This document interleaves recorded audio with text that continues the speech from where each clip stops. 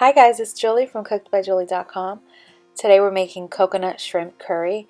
Shrimp cooked in a creamy coconut delicious sauce, and you're going to love it. Let's get started. Go ahead and drizzle your pot with some oil, and you want to use mustard seeds for this recipe along with a cinnamon stick, cardamom seeds, and green chilies. You may slice the chilies open if you'd like. I just left them whole.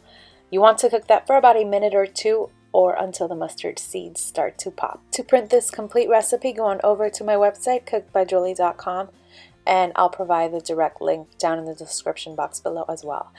Go ahead and add the onions and ginger garlic paste. Cook that until the onions are nice and translucent. That should take a couple of minutes. And if you don't have ginger garlic paste, feel free to use fresh minced garlic instead. That is the ginger garlic paste, and it smells amazing. I love cooking with it. The first thing you want to do before you turn the heat on is, of course, peel and devein the shrimp and season it with salt. Had to mention that. Go ahead and add the spices. I use garam masala and turmeric powder. Garam masala is just a mixture of spices, and although it contains turmeric powder, I like to add just a little more for extra color, plus turmeric is supposed to be very good for you. You may use chicken or fish instead of shrimp if you'd like. Go ahead and season with salt and add the tomato sauce.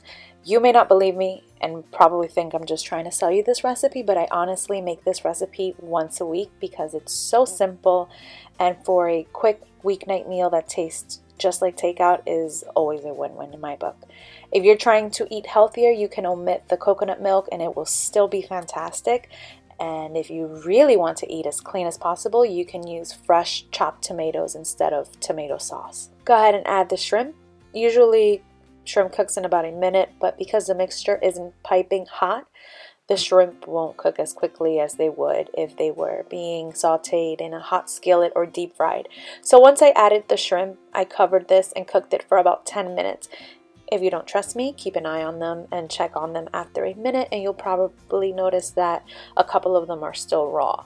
You can wait until the sauce is super hot and then throw your shrimp in so they cook faster, but I like for the shrimp to simmer in the sauce better. Stir in the coconut milk, and if you don't have coconut milk, you may add heavy cream or half and half to get it nice and creamy.